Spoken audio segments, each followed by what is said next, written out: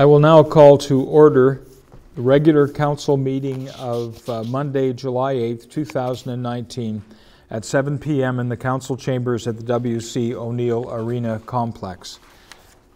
Recording of attendance. I note that all members of council are in attendance.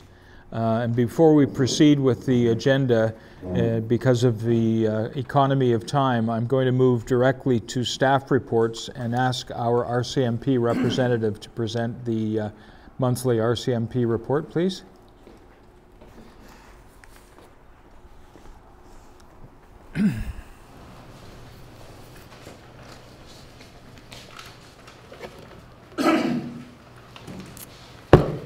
Good evening, everyone.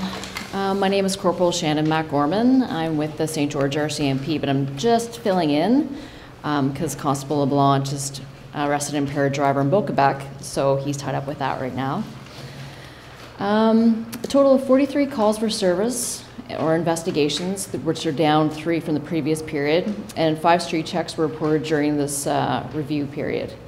Of these, a total of 8 criminal code investigations were conducted by St. Andrews RCMP. During this period, there were no serious incidents, but there were a number of minor thefts from vehicles, including a purse and bike thefts. The public is reminded to remove valuables and lock your valuables to prevent spontaneous crimes of opportunity. St. Andrews RCMP conducted 6 check stops for intersection safety due to high-risk collision rate along King Street, speeding and distracted driving checkpoints, in which approximately 410 vehicles were checked, resulting in a total of 4 written warnings. Overall, a total of 8 tickets and 9 warnings for all enforcement action in this time period. Also during this time period, members took part in a number of community activities, including Victim Services Making a Difference Together workshop on May the 31st, and traffic control for Father's Day race events on June the 16th. Members of the St. Andrews Detachment also completed their annual firearms qualifications in Gagetown during the month of June. So that's what I have. Anybody any questions? Thank you. Any questions, council, of the officer? No, I think that will do it. Thank you very much for coming over. Thank you very much. All right. Thank you, council. We'll go back to the agenda. We'll look now to approve the agenda for the evening. Look for a motion to approve the agenda, please. Deputy Mayor Henderson, thank you. And a seconder, Councillor Bishop, thank you. Any comments on the agenda? Mr. Spear? Just to remind council, they can do as they wish. I presented 2 items towards the end of last week by email that you may want to consider to add to the agenda. One has to do with the Wellness Center and professionals, and the other had to do with asphalting at the tennis courts. Okay. If you don't want to add it, that's fine, but I just wanted to bring it to your attention before we moved on. Okay. Council, what's your pleasure in relation to Mr. Spear's request?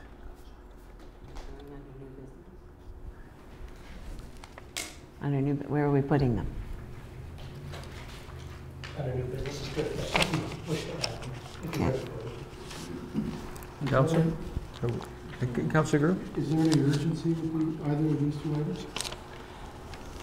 Just with the Wellness Center items to keep moving ahead on that. We have a deadline of September 30th, so the next meeting isn't until the 29th of July. And so that means we wouldn't get that team until mid-August, so it's leaving things close. But again, it's at council's pleasure. Deputy Mayor? Your Worship, I think we should discuss it in new business, and then we'll have a better understanding if council feels comfortable going ahead with the motion. But if any members of council are apprehensive just due to the timeline of when the information came to them, then we can just table it or not even make a formal motion, just discuss it. Everyone's okay with that? Okay. So I guess we need a motion to add it, do we? I'll take that as your motion, Deputy Mayor, sure, to add to new business.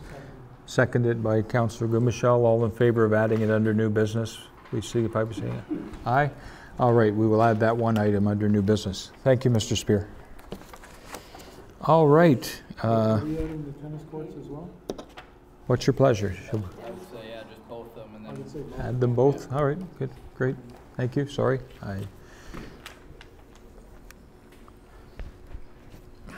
Okay.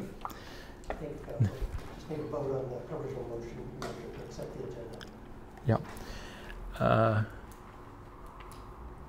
All in favor of the agenda as amended, please signify by saying aye. Any opposed? Seeing none, the agenda is approved as amended. Okay, disclosure of conflict of interest. Seeing none, we'll now move on to the approval of the minutes of previous meetings. We have a number of them here. We will now move to the minutes of the regular council meeting of June the 3rd, 2019. Look for a motion to approve those minutes. Deputy Mayor Henderson, thank you. Seconder, Councillor Bishop, thank you very much. Any comments in relation to those minutes? If not, I'll call the motion. All in favor of approving the minutes of the regular meeting of June 3rd, 2019, please signify by saying aye. Any opposed? Seeing none, we will, those minutes are now approved. Now we'll move to the approval of the minutes of the special council meeting of June the 10th, 2019. Could I have a motion to approve those minutes, please? Councillor Crew, and seconded by Councillor Akaji. Thank you. Any comments from council? If not, I'll call the question. All in favor of approving those minutes, please signify by saying aye. Okay. Any opposed? Seeing none, those minutes are also approved. And then we'll move to the minutes of the special council meeting of June 24th, 2019. I'll need a motion to approve those minutes. Deputy Mayor Henderson, thank you. And a seconder?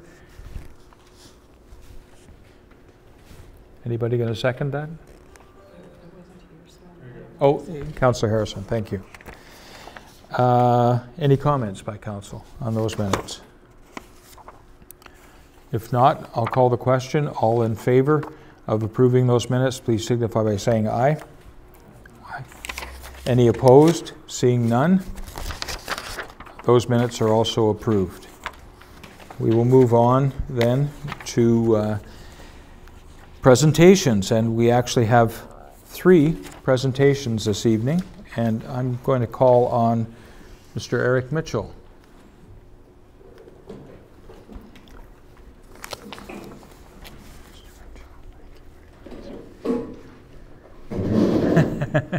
Your Worship? Yes. Just a thank you on behalf of the town. Yes. Mr. Mitchell, what I wanted to do tonight was, I'm just going to read you a letter you'll get afterwards if you don't mind. It says this. It says, a letter addressed to St. Mark's Lodge, F&AM number 5, care of Eric Mitchell, 43 Thomas Avenue, St. Andrews, New Brunswick. On behalf of the Town Council of St. Andrews, the St. Andrews Fire Department, Community Youth Activities Center, and the St. Andrews Community Tennis Association, I would like to thank you for the very generous support your organization has shown to us.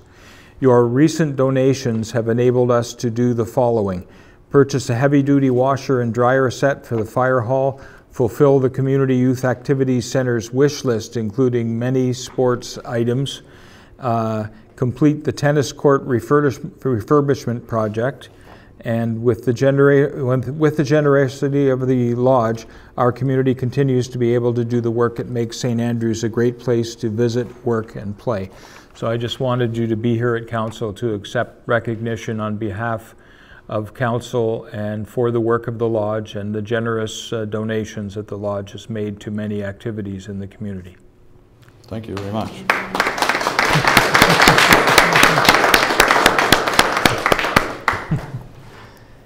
All right. Now we're going to move to, we're going to have a presentation from Peter Corbin related to a feasibility study on smart seniors housing. Peter, welcome tonight. Thank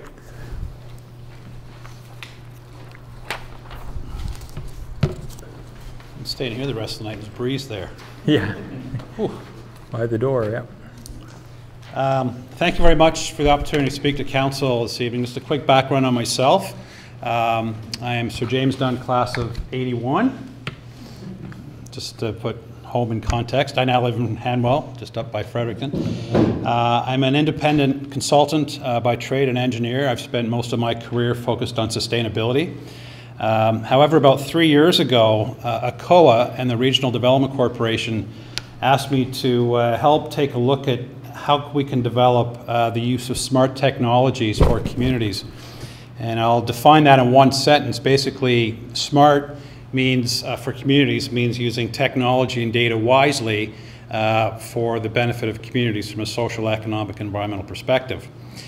That led to a journey of discovery with respect to what we can do to benefit communities in New Brunswick from an economic, environmental, social perspective. I had the opportunity to talk to a lot of people around the province, both in St. Andrews here, actually in this room, and other communities around the province. And one of the things that became very apparent to me is there's a real need for seniors housing in the province, in many communities, especially smaller communities. I'm here today to present sort of some work in progress, but also ask for support from the town for a letter of support towards funding for doing a feasibility study and business plan. So this slideshow is a slide deck and presentation is specifically focused on giving you more background information with respect to that request. This is a quote. So I've had the opportunity to talk to a lot of people in their 60s and 70s around the province. And this was a quote that really stuck with me and really sums up a lot with respect to the desire to stay in our own communities, especially smaller ones around the province. And this woman said, "I'm 78 years old. I've lived here for more than 50 years. My friends, my doctor, my pharmacist, and my grocery store are here. Why would I move to Fredericton or St. John? I can go there for a shopping trip and medical appointments, but I don't want to live there." And I can tell you that that sentiment's been echoed by a lot of people I've talked to around the province. So that's a conversation I had probably about 8 or 9 months ago, and in the course of doing a lot of research, I found that, again, this is true of a lot of people. People want to live in a garden home, ground floor, walk outside. To quote a lot of people, they don't want to move into a building with an elevator, to be blunt. This is rendering. This doesn't necessarily have to be what a home looks like, but this is a duplex garden home rendering done by an architect, just to show what they could look like. It could look more New Englandish, but this is essentially an example of what a duplex home could look like. This is what a floor plan could look like, and I'd like to demonstrate a couple of things interesting here. So, although we're still working on feasibility study and business plan, these homes could be modular built, but they wouldn't look like they're built like modular homes. And from an engineering perspective, from a manufacturing perspective, and also from sort of a new way of doing things efficiently, you'll see here, for example, that all of the kitchen and bathroom and laundry room facilities are all in one unit. They're not spread out, meaning that a lot of the value of the home can be shipped in one unit, 12 feet wide. If you take 3 units, 12 feet wide each, you've got a 38-foot wide house. So you don't have a 15-foot wide house that's 70 feet long. So these would be 2-bedroom, roughly 1,200 square feet, and a den for the grandchildren and watch TV. So this is sort of what a typical floor plan could look like for a home. The other thing you'll notice here as well, and I'll get to some features in a second, that although none of us wish upon ourselves to ever be in a wheelchair, for example, but the reality is accessibility could be a challenge down the road. What I would also like to see these homes look like is to have wider doors and access so that a home never has to be renovated in the event that a resident or an occupant of that home needs to move as a result of being in that situation. So these homes would have wider doors and access. You can see where the circles are. They represent a 5-foot radius where diameter where a wheelchair could be turned. So these are designed up front to address accessibility and seniors living. I'm just going to go through quickly some of the ideas with respect to the thought that goes into designing a home like this. They would be single floor with no steps or trip hazards, so it minimizes the risk of falls. The actual premium typically for a home to accommodate wheelchair and accessibility is only about $4,000 if built up front, as opposed to renovated after the fact, which could add considerable cost. No steps or lifts on outside doors or trips, or porches, sorry, so really eliminate any trip hazards. Walk-in shower in the ensuite as opposed to, again, increasing the risk of a trip or a fall. Second bedroom, again, just an architectural feature. We'd also like to make these homes the home built by New Brunswick and New Brunswick companies. So a lot of value add from local businesses, both from an architectural perspective as well as technology. There are plenty of companies in the province that could be part of this process. The way the floor plans are set up could be detached, duplex, or quads, for example, so row housing. A couple of other features to take aging population into account. Door handles, for example, would be levers instead of doorknobs, with the ability to open and close doors. Again, from a new way of looking at the construction of homes with new technology, for example, light switches today don't have to be wired to the light. They can be put anywhere at any height. So you could actually take a switch now and stick it at 42 inches above the ground, 36 inches, put it over here, move it over there tomorrow. So a lot of new technologies could be incorporated in here. Motion sensors, and I'll get to a slide on that in a minute. Non-slip floors, so again, minimize the risk of falling. Grab bars, we see these in commercial and industrial bathrooms, malls and such. We don't necessarily see these in homes. These homes will be designed so that they could be adapted later without having to have it in up front. So if I was to move into one of these tomorrow, I might not be interested, but as I think more proactively, as I get older, I could just put one in and the wall would be designed behind the drywall to actually accept a grab bar going in place, as an example. We would also look at incorporating healthcare professionals with respect to the design of this for occupants as well. To make an analogy to what I call an app store, most housing that we have today, especially new construction, a developer builds a bunch of houses and you move in, they all look the same. I'd like to think of these new homes as a smartphone, where when we take our smartphone out of the box, they're all the same, but then we adapt them over time. So everyone in here who has a smartphone has a different combination of apps in their phone. The same would be true of these homes.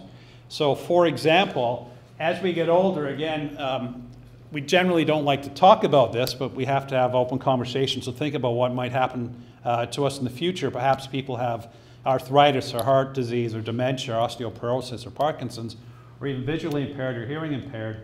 What we can do, and I've put a lot of thought into this as well, is actually create an app store for the residents of these homes, so that if you've got a particular condition, these homes can be adapted to that condition to help people age in place longer than typically that might be perceived. So essentially now visualize down the road, if you've got 10 units in a row, they are all outfitted slightly differently to adapt to the needs of that particular individual in that unit.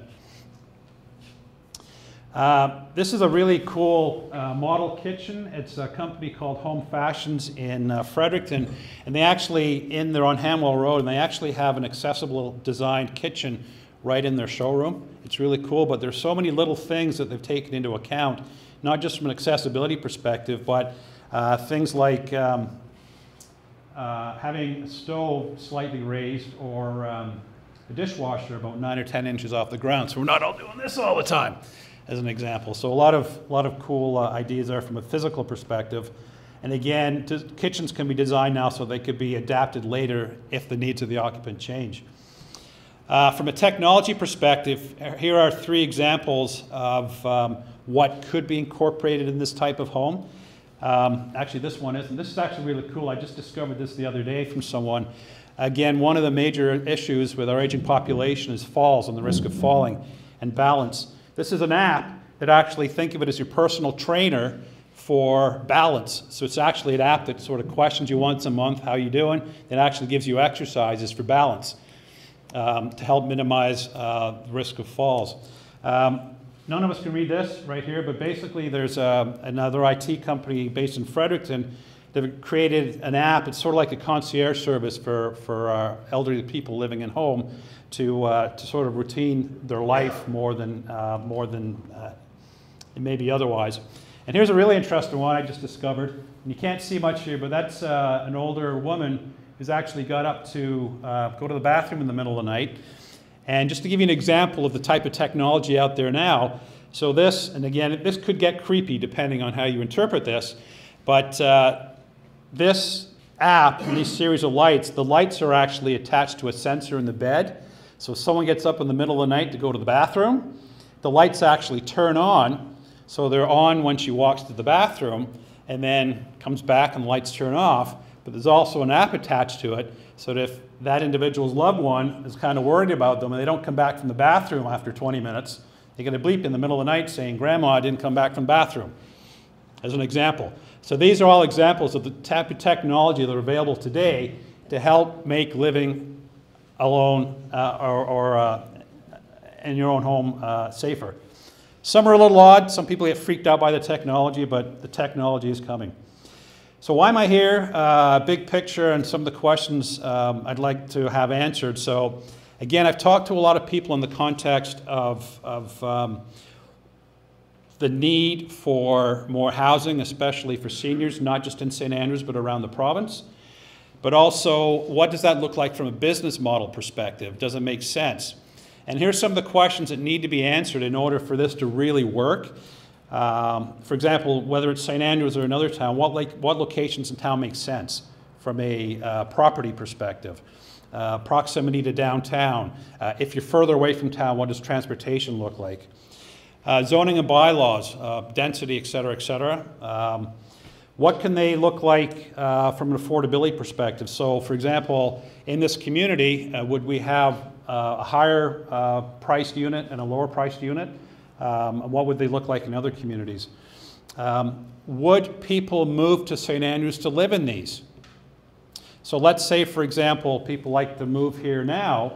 What does it look like if some of these garden homes are available to move in tomorrow and they're available much like a condominium or townhouses where a lot of the services are looked after so people can go south in the winter and not worry about services, for example. So these are all questions that need to be asked. What features are really important to residents? Again, I've got anecdotal information. I've talked to a lot of seniors, but you know, what more or less could be included there? What can we do from an economic development perspective? So if you look at the value of these homes, how much of that value is actually coming from New Brunswick-based companies as opposed to brought in from other provinces or states or even other countries? What does the financial model look like and who would invest? One of the things that's been really apparent to me is people looking to downsize from the home they're in now when they're in the 60s and 70s, preferably is to rent in a small community.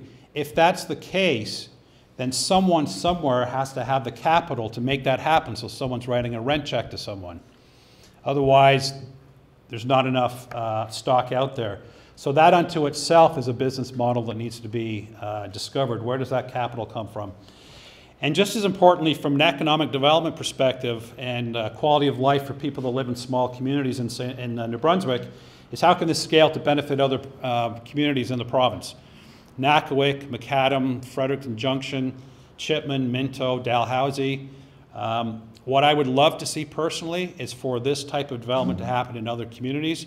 What I'd really love to see is for the first one to be in this town right here. Let's prove this model can be done, and let's prove we can do it here as a pilot in St. Andrews. So here's my ask. I will be submitting a proposal to the provincial government for funding to do a feasibility study and put together a business plan for this business model. There are a lot of questions to be asked.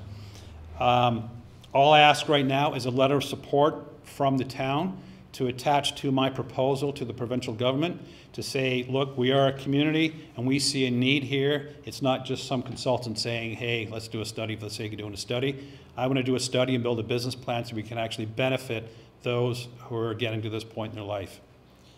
On that, I think I'm on my time. Thank you very much. Any questions? Thank you. Council? Thank you, Peter. Appreciate that, and we'll sort of take that under advisement in terms of the letter, and we'll be in contact.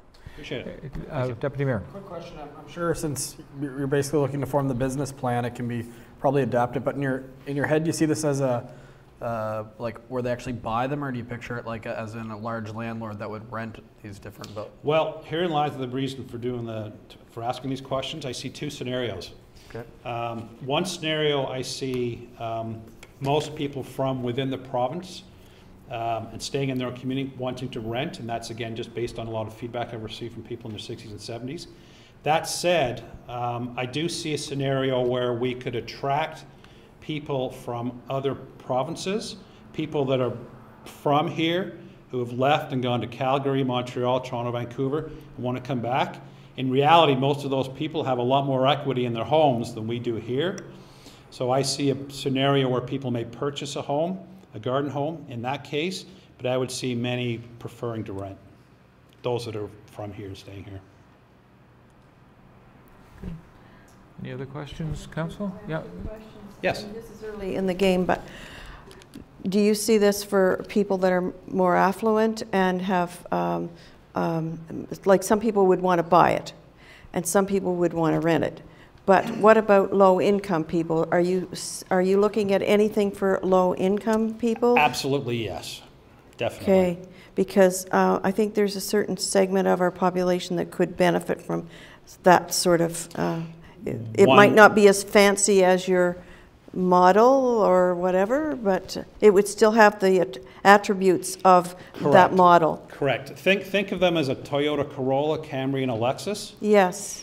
And the platform of those cars are the same. The Yep. trim levels would be different.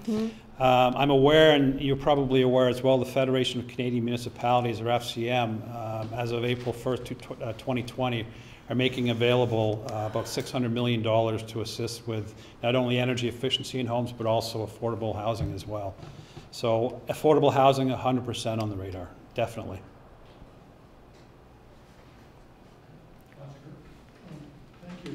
What type of funding are you looking for to do the feasibility study and business plan? What type, meaning budget? Yeah, but what's your budget for that? I don't have an exact budget yet. It'll be around $50,000, but it could be from 40 to 60. To be honest, I'm still in the process of pricing that. My intention is to work with 3 other consultants on this. I won't identify them. I'm an engineer by trade. I see a healthcare professional involved, a financial person who's looked at this from a business model and fundraising perspective, as well as architectural. So there'll be a team of 4 working on this. Thank you. Thank you. I just want to add that I think your timing's very good in the sense that we have a municipal plan that's being updated, and although I haven't seen an update in a few weeks, I think it's safe to say that it will show that we really need to address the housing gap that this community has, not just for young workers that we talked about earlier, but also seniors. And I know as a community we've made some strides, obviously with Anchor's Landing, but that particular type of living isn't for everybody. Not everybody necessarily wants to be in an apartment building. They kind of want their space, and we do have a few garden homes in St. Andrews, but they're very hard to get in. There's a high demand for them, and I think this particular type of product, with us as an aging community, it's no secret that we are above the New Brunswick curve, unfortunately, where our population is aging. I think that this is a great community to look at doing such a pilot, and I hope that we can share this with our planners at the Regional Service Commission, as well as the individuals working on the municipal plan, and of course our age-friendly committee as well. Maybe should be able to sit down with you and provide some insights on where they think it should be within the community. But I think it's definitely a proposal that I would like to hear more about, because it's a gap in this community, and you're a local guy, you're from here, you'll always be from here, but we really do need help with solutions, and the fact that you're willing to do the footwork where the town doesn't have to do it. The town can't be everything, it can't do everything, but the fact that you're willing to be a leader in this, I think it's something that the town should certainly look at helping to support and putting that letter in, but I'll look forward to discussing with all council later. Good, thank you. Thank you, Peter. Mr. Spear? Yeah. Oh, sorry. Councillor Michelle, sorry, I didn't see your hand. Thank you, Peter, for your presentation. Did you have any, off the top of your head, any ideas where a garden suite like this might fit in town? I'm aware that there are a number of properties in town. Each one of them will have a different dynamic with respect to price point and logistics for the residents. So I wouldn't want to pick a particular piece of property right now because I think all of them or many of them need to be assessed with respect to their viability. And again, you mentioned we're doing our transportation plan, and so that would dovetail nicely with this as well as some other things we've discussed tonight. Correct. Thank you. Thank you. Mr. Porter, maybe you can express to council the timeline you're kind of looking for in this letter, so if they know what sort of speed you'd like to see. Yesterday? As soon as possible within reason. I jested that, but the sooner the better. But again, that's a function of your processes. So. Okay, thank you. Yeah. Now you getting rid of me? Yeah, I'm getting rid of you. Thank you, Peter. Appreciate your time. Good. All right. Well, we move on again. Age-friendly community committee. Oh, there you are. Come forward. Hi, Carol. I didn't see you behind. Welcome. Well, thank you for allowing us to again come before you. I think we should alternate who does the presentation so they never know who's going to be up here next. But I always seem to get the short straw, and I think they've rigged it. That is the rest of the group. First of all, I'd like to thank you, Your Mayor, Your Worship, and Council for all the opportunities you've given us to present to you on this. And today it's short and sweet, but it's rather, I find it rather amazing that we have a presentation to Eric Mitchell for investments in the community, which would reflect some of the feedback we received over the last couple of years on age-friendly. We had a presentation on smart homes and questions on affordable housing and stuff, which is sort of top of mind in terms of how to keep this community viable and to keep people living active lives. I did hear the Deputy Mayor talk about that we're ahead of the power curve in terms of aging community in this province, but it's a pretty dynamic aging community. And you'll be there one day too. I did have the presentation go up, but it didn't work. So I believe you all have a copy. It's short and sweet. It actually looks longer than it is. We're at the final part of our process to get recognition. We have checked all the boxes in terms of the steps as laid out by the World Health Organization and the program under Wellness in Brunswick. We have prepared all the attachments, again, courtesy of the town staff. So Chris, you, Tiffany, Gail, great, thank you.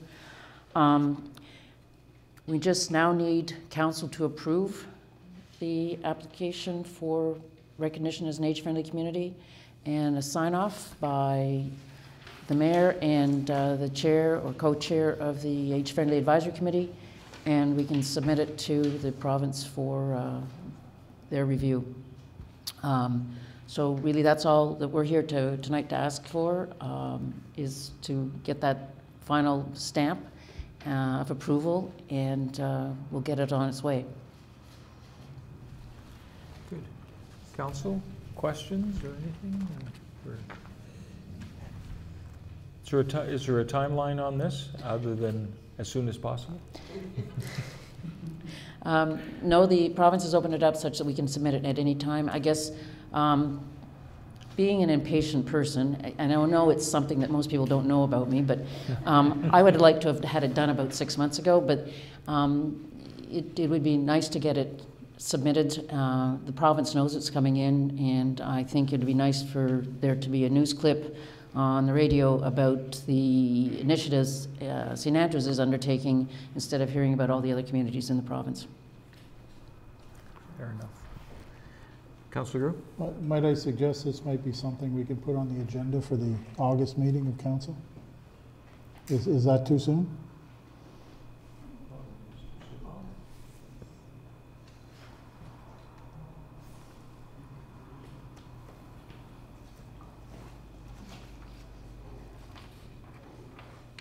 We don't actually have a copy of this, correct? Not yet, but It would be great if we could just get a copy of it and at the next. Of the whole application? Yeah, it's long, isn't it? But in the same sense, if we're approving something, we should at least, we should see it. we should see it. Would you like us to come and walk you through the highlights of it? Would that be a benefit? Personally, I've been involved with the age-friendly community, and all the work is fantastic. So I actually think that I'll have no actual objection to it. But before we approve it, we should see it. So I think we should see it, and I have no problem adding at our next time that we get together. We could have a special meeting before it and just quickly vote it through. Like I don't think it's going to be a big thing to object to. It's just if you're going to vote on something, you should see it. So even though it is long, and I think some of us might do the Coles notes, maybe a summary slide at the front would help some of us. Okay, so Chris, I can work with you and the staff. Right now, the next scheduled meeting is July 29th, the committee meeting. Maybe you could work with Tiffany. I'm out of the office this week, and forward her a copy if you have it of the whole. She's got it all. So ask her to forward it to all the council, then her and Gail. That they can Well, get I'll do a summary for it too. Yeah, an electronic version of the whole application. That for those that are interested can start going through it and be ready for that meeting. Okay, perfect.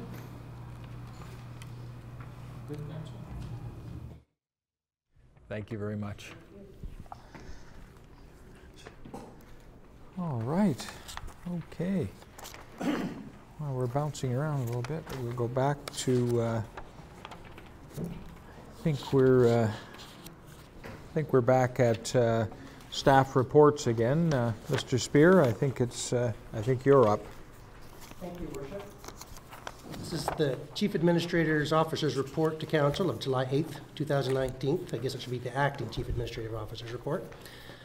On behalf of staff, I wish to thank Council for allowing me to report to you and our residents on the activities of the municipality.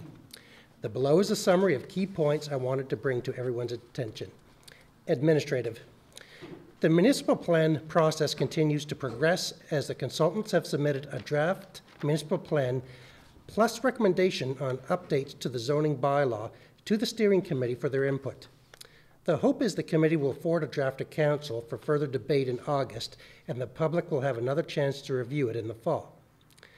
Now that the location of the wellness center has been identified, the next step is to hire a consultant to talk with council, users, and staff on the needs of the facility and come up with a floor plan and budget for council and the Dunn Foundation's approval. Once agreed upon, we can proceed with construction drawings, tendering documents, and awarding the contract, hopefully in late October. Before council on tonight's agenda is the third reading of the Dangerous or Unsightly Premises Bylaw.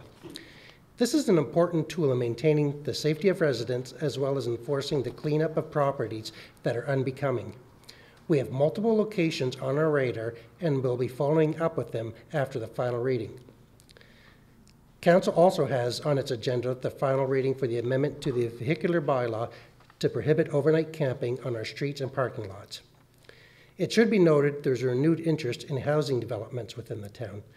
We had a presentation earlier tonight on one alternative, and we have had meetings with 2 developers who are interested in creating housing stock within the town. Both single-family dwellings and multiple residential units are being discussed. Once the developers have proposals together, it will be brought to council's attention and possibly for the creation of development agreements. Municipal services. The summer season is well underway, and I welcome all our returning residents and visitors. Due to the rainy weather, many of our projects, such as line painting, asphalt patching, sod replacement, etc., has fallen behind. But with better weather on the horizon, Public Works will be working away all summer to finish up these initiatives. The new asphalt planer is working well, and staff are confident it will ensure better repairs to our roads that will persevere over the long term and reduce the amount of repairs on the same street every year. As a reminder, the Youth Center, Ross Memorial Library, Ross Memorial Museum, and Sheriff Andrews House all offer youth programs over the summer. Please contact the facilities or town hall for further details. It is early in the season, but the town-owned attractions, as well as the Visitor Information Center, report a 7% increase in individuals in the end of June, despite the poor spring weather. This is an encouraging sign for the season and bodes well for the tourism industry. As our water and sewer customers have noticed, the spring bills are overdue. We have seen some inconsistencies in meter readings that we are reviewing prior to issuing the bill. We appreciate your patience in this matter. For those of you who wish to, we can accept payments on account that'll be charged against future billings. Infrastructure. The Bar Road Rehabilitation Project was completed on time, and we're getting a lot of positive feedback on it. It has provided a safer walking, biking lane, as well as a better approach for those visiting Minister's Island. We've had inquiries about the last portion below the new paving. This is outside town limits, beyond the scope of the project, and we are asked not to work on roads outside its jurisdiction. However, we are in contact with the province to alert them of the issue. The other in-ground infrastructure projects are moving along a bit slower. The contractor has encountered a couple of issues that have extended the timeline into July. Staff continues to monitor the situation and communicates daily with the engineers to work towards completion. For any of our residents' inconvenience, I appreciate your patience. Events. Canada Day was another success in St. Andrews. The weather was cooperative and the crowds were large, if not so more than previous years. There were activities from sunrise to well after the sun had set. We had compliments from those in town, as well as visitors from as far as many from southern New Brunswick who chose to spend their day with us. The afternoon event at Kira appeared to be a huge success with a large crowd on hand. The tribute to Granddad James Stewart was informative and touching.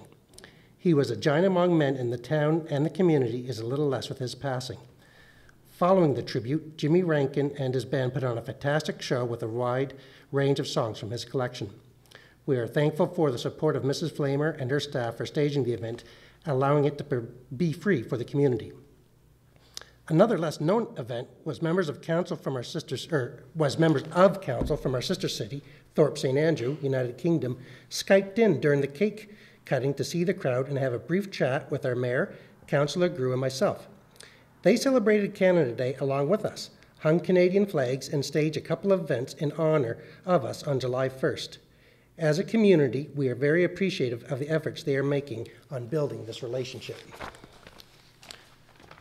In conclusion, I would like to thank the town staff who worked on July 1st.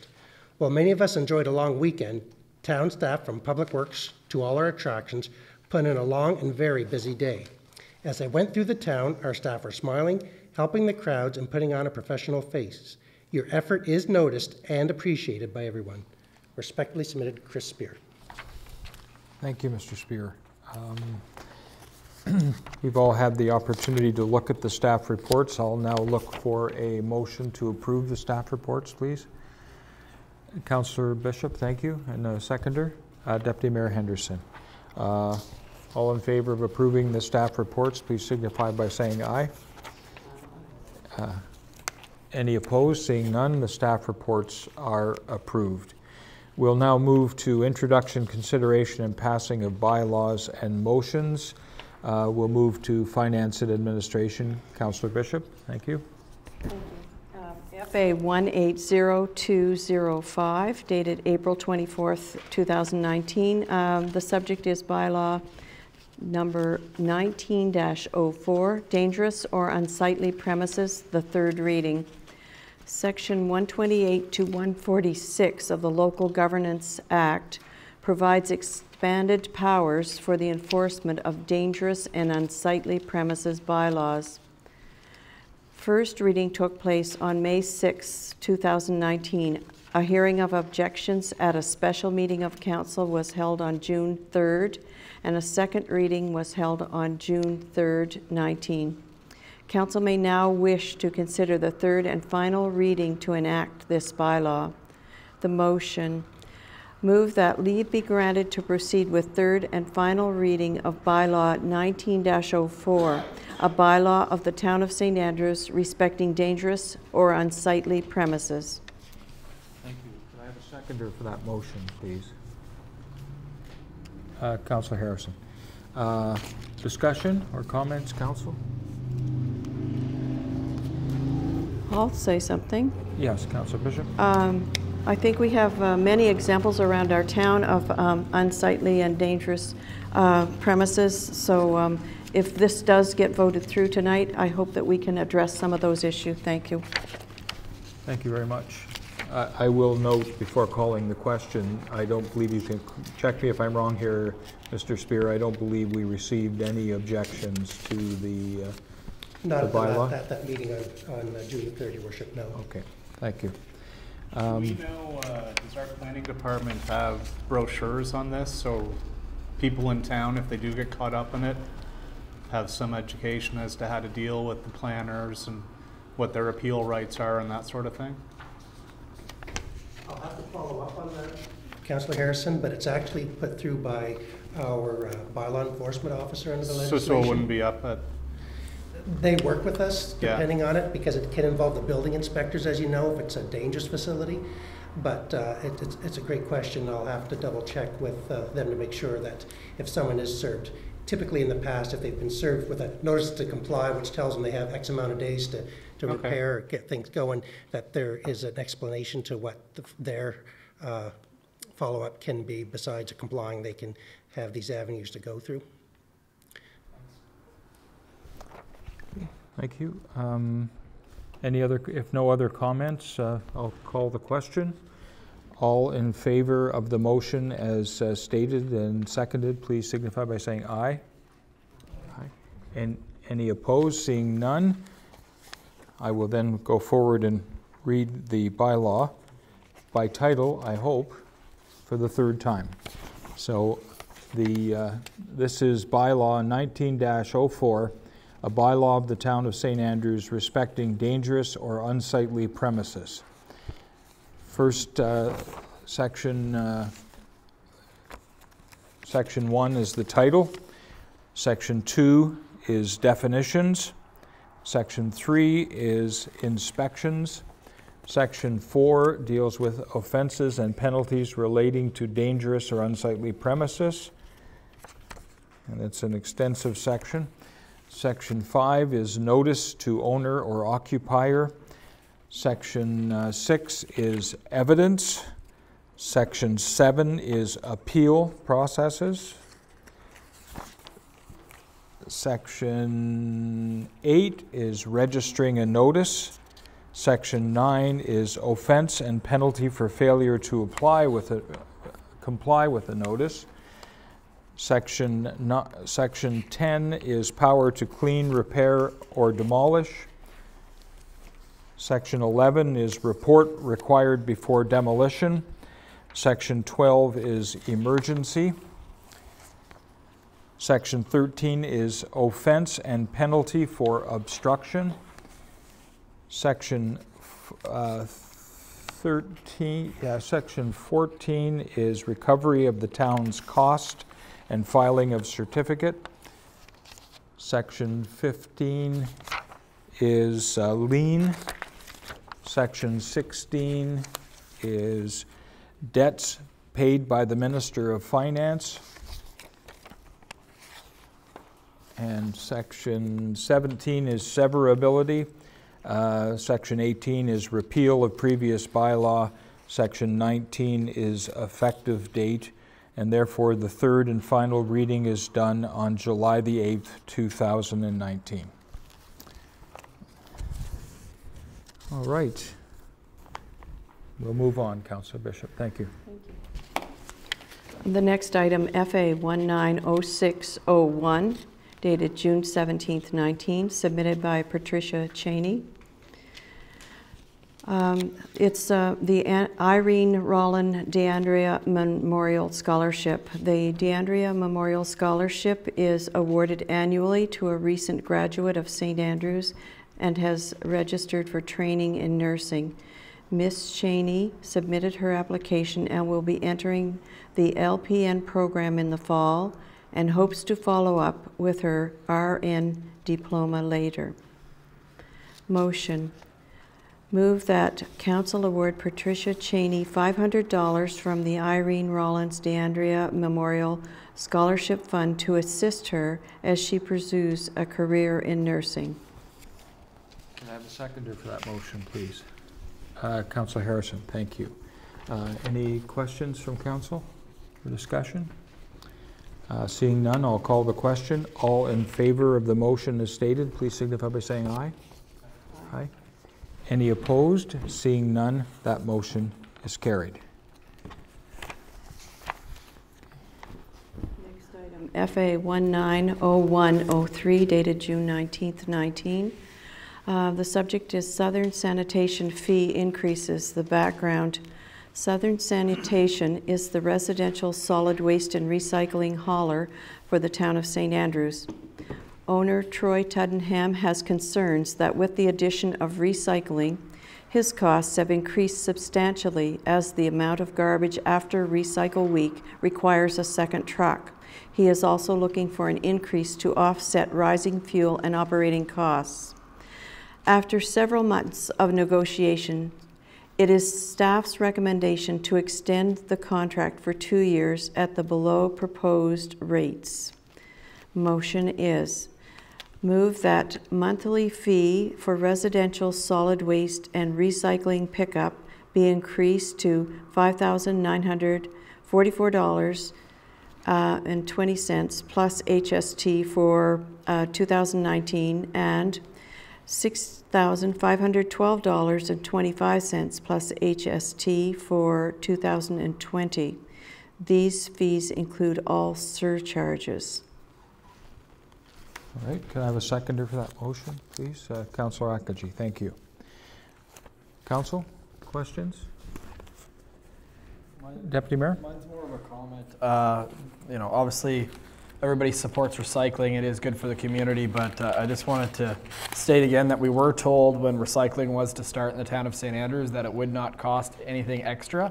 And I do understand the Regional Service Commission had a great deal of savings from this being taken over to curbside versus the large pickup. So I think that we should send a letter to the Regional Service Commission letting them know that recycling does have a cost. Again, I'm not arguing is it worth it, is it not? But again, we were sold that there was no extra cost, and that's actually not the truth at all.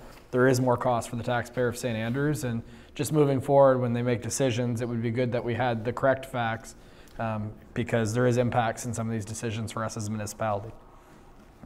Mr. Spear, could you comment on that for me, please? Just because I think you did provide us with an analysis of cost. And I guess it's some regards I do agree with the Deputy Mayor. We had done an analysis on tip fees, which is the cost of garbage that goes to the landfill, not for recycling. It has decreased some, but not enough to offset the cost of the recycling program, or at least the hauler's fees, the proposed fees. In reviewing some of the rates, most of the municipalities are falling into the same problem, that their haulers are demanding increases, and everyone has followed suit.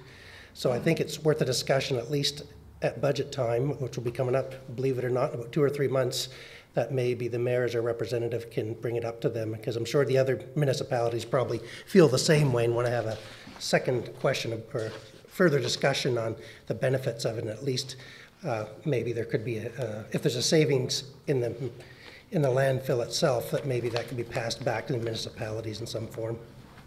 I think also something people need to recognize is that when we had the earlier program with the blue bins behind the arena, we paid tipping fees to dump those blue bins. We don't pay those tipping fees on the blue bins. Clearly the 7% decrease in tipping fees is because recycling that used to go into the landfill is much lighter material than the stuff that goes into the landfill now. So it's it's a little bit, it's not complicated, but it requires a little more analysis. But I don't certainly disagree that we shouldn't bring that forward to the Regional Service Commission. Councillor Grew? Thank you, Your Worship. I agree 100% with what the Deputy Mayor has stated. This whole thing, the whole Blue Box program was brought in by the Regional Service Commission under the context that it was going to be revenue neutral. Obviously, it is not.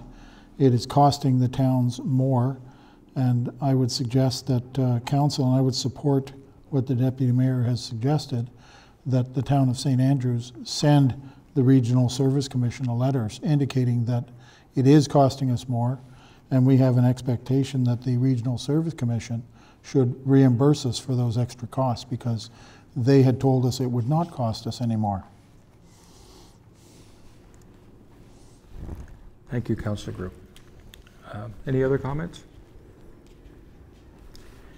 I'll call the question. All in favor of the motion as stated, please signify by saying aye. Thank you. None opposed. That motion is carried. Thank you.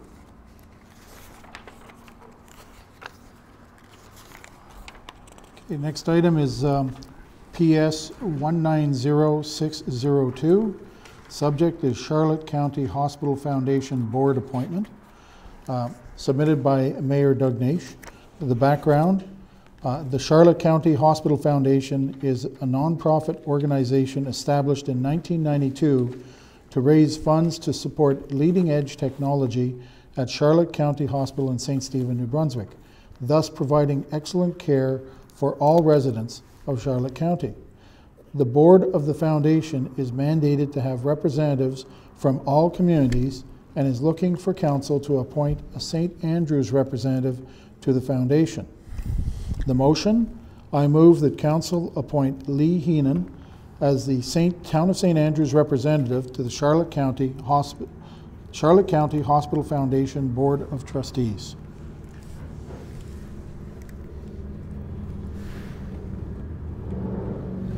Seconder? Councillor Akaji, thank you very much.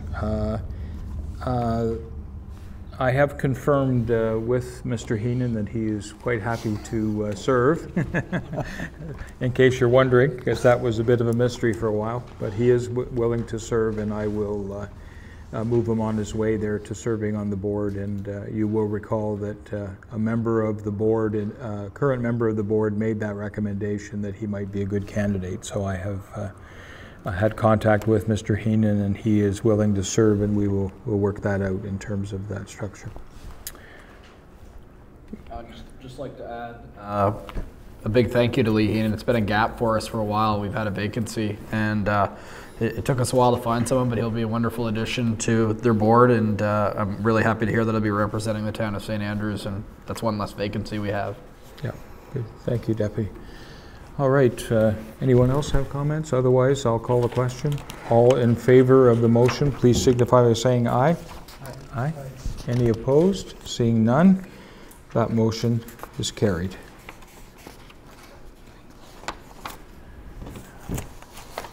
All right, I think that's, as we discussed earlier, Councillor Gumichel, I think that motion would defer that motion. We'll table that motion since we have. Councillor Grim? Your worship, it's on the agenda, and the agenda was approved. All right. I think we should discuss it, and if it needs to be tabled, we can table it at that time. Okay. Thank you, Worship. Reference number RCS 190501, submitted May 16th by myself, Councillor Gumichel, and the subject reads Amendment A1 Bylaw 18-01, a bylaw to regulate vehicular traffic in the town of St. Andrews, and tonight is the third reading. The background reads, to address concerns of individuals leaving their vehicle parked on town roads or municipal parking lots for multiple days, Council introduced Amendment A1 to Bylaw 18-01, a bylaw to regulate vehicular traffic, for first reading at the June 3rd, 2019 regular Council meeting. A hearing of objections and second reading took place at a special meeting of Council on June 24th, 2019. To enact this amendment, Council may now wish to proceed with third reading.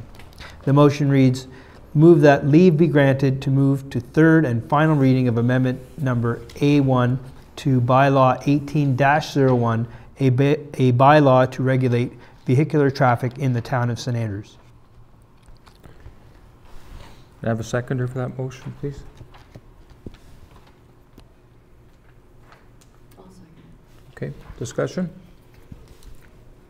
Deputy Mayor. Your Worship, we obviously just had the hearing of objections, and there was a number of people that did speak out, and I did think some of their suggestions were actually valid for consideration. The spirit of this particular motion to me was mainly to stop people camping in front of people's homes and businesses. I I don't think there's any validity in someone staying overnight in a camper in downtown St. Andrews. It's not the place, and we need some type of mechanism where either bylaw enforcement or maybe even the RCMP can encourage someone to move down the road. But with that being said, it was never intended. I heard the words discrimination. It was never meant to be anything like that. It was just to make sure that we had some type of tool to essentially police it. I think that I'd love to hear staff after they take a look at other communities and look at maybe a permit system in a particular area in town where it's okay. Again, it's not a situation where we want to say you're not welcome here. It's a situation where we did have a number of complaints last year with people camping, even in downtown St. Andrews, and we needed to implement something. So I'm glad that it's on the table. I'm glad we're looking at doing something, but I would like the staff to have the opportunity to say what it could look like with either a permit or a certain location in town, and then we just amend it accordingly before going to third reading. So I know I'm babbling, so I would like to move that we table this particular motion after we talk at committee with staff. Thank you, Your Worship. I also think that there were some very good points that were raised. The whole issue. I'm sorry, Councillor Group. There just should be a second to that when we continue then, Councillor Group. Yeah. Sorry. Yeah. Okay. No, I think there were some very good points that were raised today, and I'm intrigued by the whole idea of a permit system. I think that has some appeal, and I too would support tabling this until, say, the August meeting to give staff a chance to investigate, as the Deputy Mayor has suggested, and we can move forward from there. Any further comment? Councillor Akaji. I think it was great with the people that came forward to speak out, and the fact that they gave positive suggestions as to what we should do. They didn't just say, don't do this. They gave us some ideas, and I really think if they're willing to come out and give us those suggestions, that we should take a good look at this and then make a wiser decision. Okay, good. All right, then, yes, Councillor Gumshaw. Again, thank you for coming out and voicing your concerns. Certainly the town is undertaken a transportation plan with the first meeting on the 17th. Unfortunately, I'm going to be away. But that transportation plan will be looking at all aspects of moving in around town, and a big component of that will be parking, designating where people ought to be parking, for how long, all that sort of thing. So certainly the van life thing fits into that. And as you can appreciate, other communities like Squamish, BC, have had lots of issues with van life people, and they're in the same boat as us. Not enough housing, people moving into vans, but then not having the infrastructure to deal with it. So I hope that you'll bring your concerns forward and become involved with the transportation planning. And the transportation plan will be making recommendations to council in December, and hopefully there will be some areas of town set aside for this sort of use. So thank you for coming forward, and I don't have a problem with the motion to table. Okay, thank you, Councillor Gumshaw. All right, I'll call the question then. All in favor of the motion to table this motion, please signify by saying aye. Aye. Any opposed? Seeing none, that motion is tabled. Okay.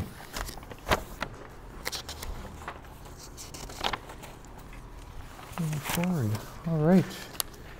We will now move to new business, where we had two matters that were to be brought forward. Perhaps we will leave that to our CAO, Mr. Spear, to bring forward those matters that have some urgency. Sure, but maybe before I get into too much on them, I'll just give you a brief of each, and then if council wants to continue, I'll get into the details. If not, we can defer it till later. So the first one has to do with RCS 1907-01, which has to do with the tennis court. As council is aware, we did a project here this summer to recondition the top of the tennis court, the playing surface. Thankfully, it was tremendously under budget, and if you remember, the tennis club had come in and made some donations over the last couple of months and $20,000. And so there's been substantial savings on it. So with their blessing, so to speak, we've talked to them. We think it'd be a good idea to pave their driveway up there, primarily because it's currently a gravel driveway. And what happens is as people are playing, they get stones in their shoes, and then they get on the court, they're kind of scratching the surface and things. So is council interested? I had sent this to you last week, but I could read the whole proposal if council's so interested. Thanks to the generosity of both the Dunn Foundation as well as the tennis, St. Andrews Community Tennis Association, is that right? We actually were able to raise more money than what the actual project cost, and I think it'd be a best practice that we don't just take the money unless we reinvest it in the asset. So I see no problem with that as long as both the Dunn Foundation and the St. Andrews Community Tennis Association is aligned as well, since they are part of that as well. And if we could add in that budget as well, we've received a number of complaints about the porta potty. If there was some way that we could add lattice or figure out a way that we could add a little bit of fill where we could actually move it in behind the tennis court versus the front of it, it would actually deal with a couple of concerns that we received from the community as well.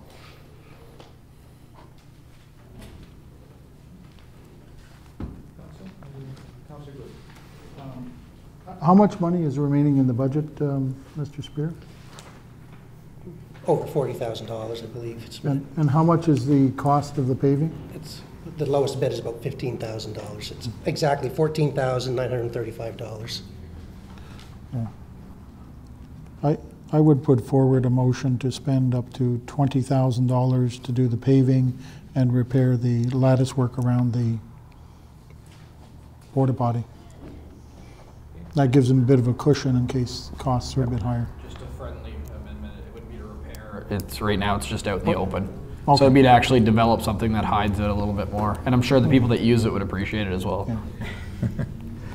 Over the years, we've had a number of requests for the Tennis Association to build a clubhouse there.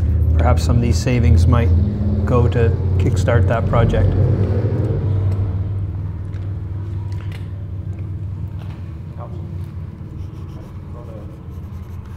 To put it back to the Tennis Association. Yes, Your Worship, through you, I think that's an interesting idea. There's been some logistical issues about doing that, but we'll talk internally about that before we pave it, especially if we're going to build a clubhouse and we have to dig lines to it. We don't want to put new asphalt down. So maybe we'll come up with a plan by the end of the month and see what we can do.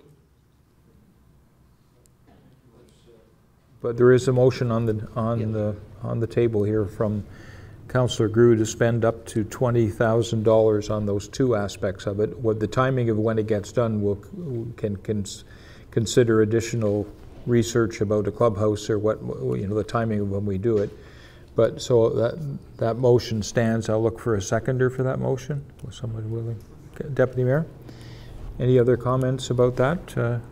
If not, I'll call the question. All in favor of Councillor Grew's motion, please signify by saying aye. Aye. Any opposed? Seeing none, that motion is passed. Mr. Spear, the second issue? Councilor, I apologize that this one came in so late, but we were kind of working around to get quotes. So as a real brief history, that council in the last couple of months has approved a location for the wellness center. So the next step is to hire consultants who will help develop a floor plan. Once approved by council, staff, and the current users, then we'll go on to create a tendering documents and see the plan out to completion. So before us, we have two different applications, or two different quotes, sorry. One from Stantec Engineering, or Stantec Architecture Limited, and Tall Solutions out of St. John, to see the project through completion.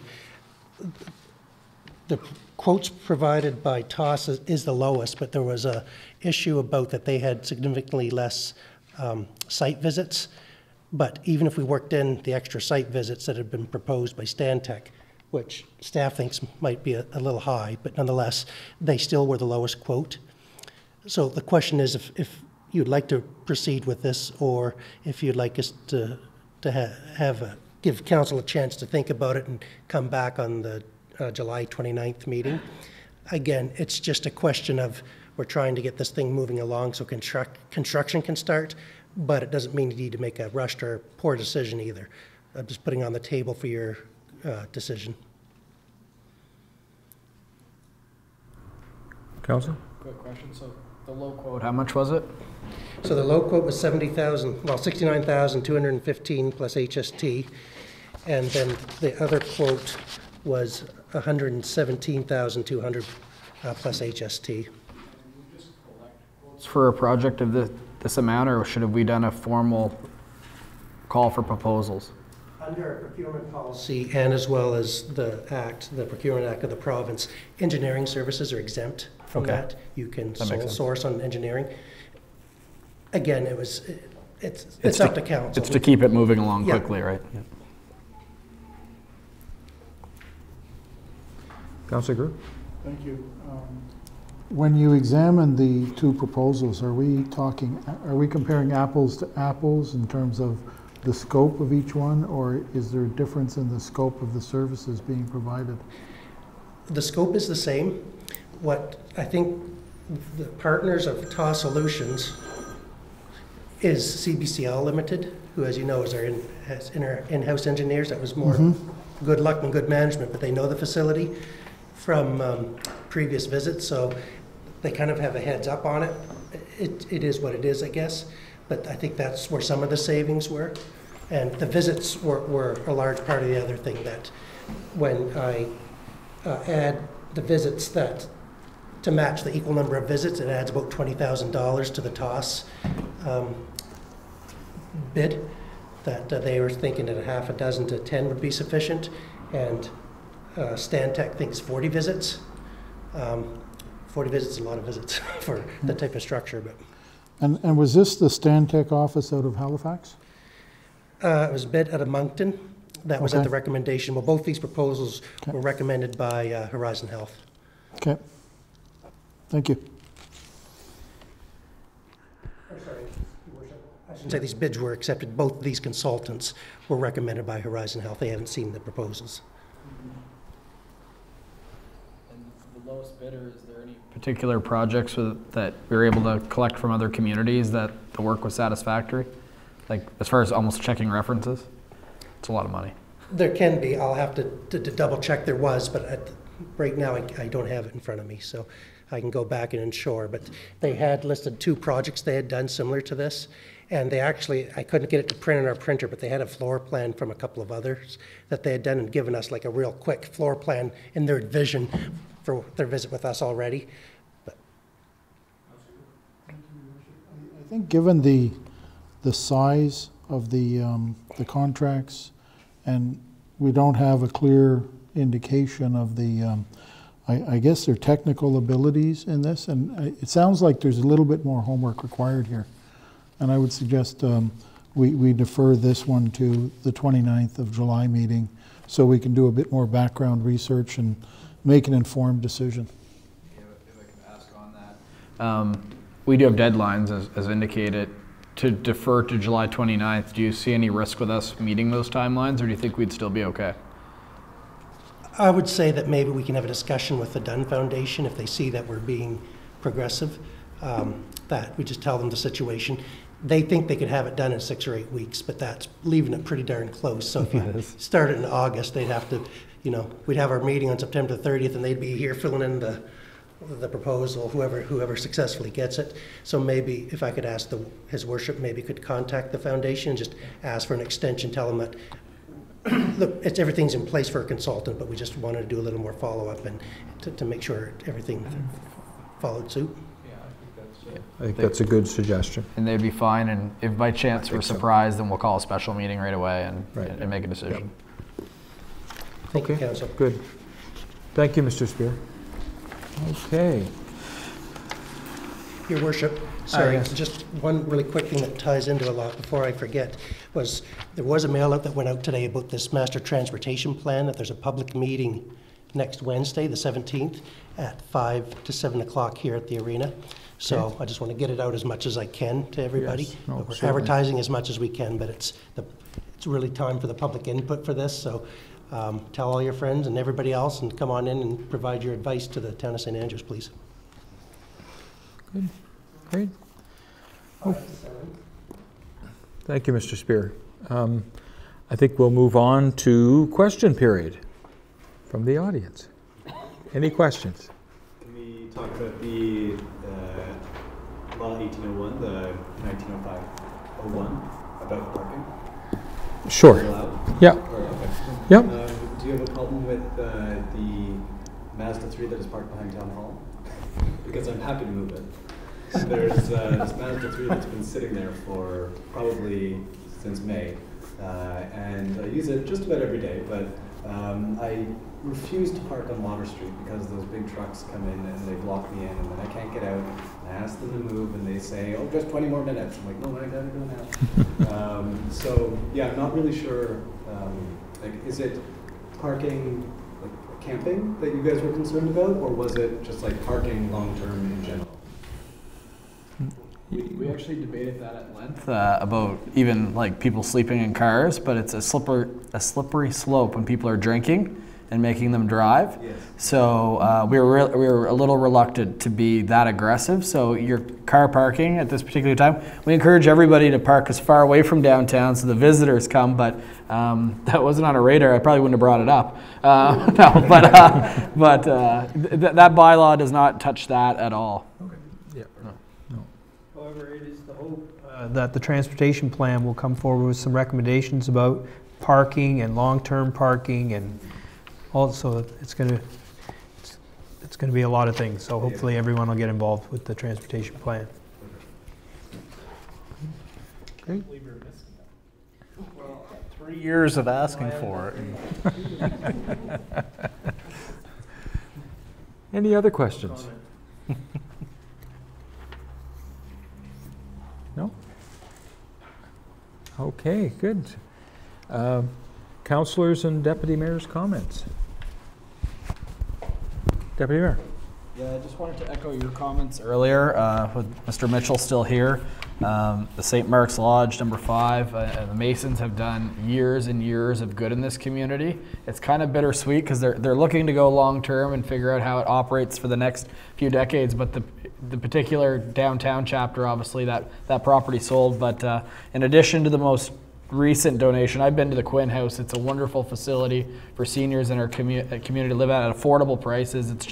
I just wanted to echo your comments and just thank all of the Masons, Erica and all of them, because they've done a lot of good in the community over years, and we certainly appreciate it by all. And then in addition, on Canada Day, Tressa Bevington actually did a lot of work as well. I know that even there's so many unsung heroes. I shouldn't get any names, but Cindy Kohler designing things. There's a lot of people that help the town staff make it possible. But I did have some people that went to a community on July 4th, and they actually got a greater appreciation for the town of St. Andrews. The amount of people that were in our community and how good, and the lack of garbage and everything like that. The town staff also did a fantastic job. It was remarkable to see so many people in town, and it was certainly needed with all the weather we've had to really help keep people coming to town. But it was a job well done by a lot of different people, and appreciated by the community. Trudy organized the parade. Yeah. Councillor Harrison? No comment. Yeah. Councillor Bishop? I happened to walk through the backyard behind the town hall around noontime on July 1st, and I was amazed by the amount of garbage that was produced.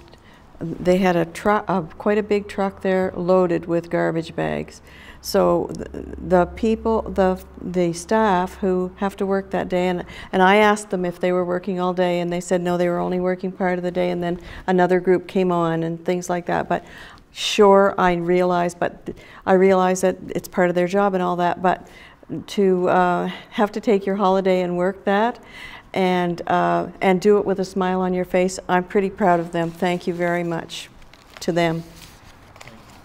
Sorry to go back, Your Worship. There was one that I meant to add as well. While everybody was enjoying the fireworks, the St. Andrews Volunteer Fire Department was there making sure everyone was safe and our wharf was safe. So it's again, it's a time that they're taking. Most people are with their family, and they're there working for the town, so it's they deserve a big shout out as well. Yeah, absolutely. Well, I have noticed, Your Worship, an increase in the number of fawns around town. And I want to state it for the record right now. I have a fawn that has taken up residence in my backyard. I am not feeding it. I'm not watering it. It just likes it there. But there has been an increase, I think, in the deer population around town. We all have a fawn in our backyards right now. Councillor Gumichel. Thank you, Worship. I'd echo that. I saw a fawn on the beach for the first time in 40 years living downtown. I prepared some notes to echo the CAO, acting CAOs, the deputy mayors, and then Councillor Bishop's comments on Canada Day. So big shout out to all of the staff and volunteers for making St. Andrews one of the best place to celebrate Canada Day in New Brunswick, and the extra efforts of staff are what make such an amazing day possible. So that's the abbreviated version. So good job to everyone. Thank you, Your Worship. Thanks, Councillor Atkins. I'd like to reiterate that Canada Day is a successful day, and it's done by the committee, and Tress and her group do an awesome job. And our Public Works guys have always been great guys on that day, having worked with them, and they're just awesome at their job. And as Councillor Bishop said, they do it with a smile, and they're working very hard on that day. I'd also like to thank the volunteer fire department, because the fireworks are always spectacular, and I don't know how Kevin and his crew do it, but it seems every year they get better and better, but certainly they were awesome. Thanks to Lee Heenan for volunteering to be on the hospital board. That's not an easy task to do, but I think he's got some big shoes to fill, but he's quite capable of doing it. I think his background is in nursing, and with his knowledge from UNB, I'm sure he'll do a great job, and I thank him for taking this position on. The archives this Saturday will have a come join the fun, celebrate the old jail day, and it's a community day where they're going to have activities for the whole family. So you're most welcome to come. It's, you know, where the courthouse is. If you can't find it, you just ask somebody. They will have from 10 a.m. to 3 p.m. all kinds of activities, free tours of the courthouse, the old jail. You can even have someone locked up if you'd like to in their classic cell. There will be games and contests. Kids will dress up at corner. There's live music, food, craft vendors, display military reenactments, barnyard animals, horse and carriage rides, historical characters, and lots more. So come out for that day. I think it'll be a great day for everybody. Let's pray for the lovely sunshine day like we had on Canada Day. And then August 17th is their homes tour. So if you haven't got your ticket to go tour through these homes, you need to get a ticket. You can get them at, I know at Cochrane's, but there are other places as well. And to tour through the heritage homes and houses that they have on that list. So please come out for that. And thank you for allowing me to talk, Mayor. You're welcome. I just have a couple of quick comments. One of the things I have to say is that I was obviously in the parade with an escort from Nathan, the supervisor of Public Works, which was a wonderful experience for me. I get to be in the parade, but the following morning at 7:45 I drove downtown, and you could not tell that the day before had happened the day before. Everything was clean, everything was neat, and that's 7:45 the next morning, so that was fantastic. I have to comment on deer. When I went home the other night, there was a deer standing in my parking spot in my driveway, which was fine, a little wee tiny deer. And then I went in the house and I turned on TV, Turner Classic Movies, and guess what was on? The Yearling. Have you ever watched that movie without crying, about the poor little boy who has to shoot his fawn? Well, I'm not getting soft on deer, but we have given it a little bit of a rest, and I think come down the road we're going to have to talk a little more about what we do to further manage the deer population. But for the moment, they sure are some cute, eh? Certainly. Thanks to the deputy mayor and the Kingsbury people that worked up there. The Legion members were well looked after and escorted down. They chatted about it. Fantastic day for Granddad Jim. It was bittersweet memory because we all have memories of Granddad Jim. He came into the school, but I also became a Legion member and was very close with him at times. But what you did on that day was fantastic, and I know their family appreciated it, but all the people of St. Andrews, the locals, were thrilled with what occurred at Kingsbury. And thank you very much. I know, Deputy Mayor, you had a lot to do with it, but your staff was phenomenal. They were still smiling even though things happened and lugging chairs and whatnot, and they still were doing more. So thank you very much for a great day and a great send-off for Granddad Jim and for Janet. Thanks. I could add that all of you would feel it's an honor to host that. You know, it's something the community wanted to do, and we'll always remember him, but I think it, as a community, helped us have a little bit of closure because we did want to celebrate how much he meant to all of us. So it was truly an honor to work on that project with the family and with the Legion. Host it. Thank you very much. All right, I'll look for a motion to adjourn. So moved. Councillor Akaji, thank you. We're adjourned. Thanks, folks, for coming.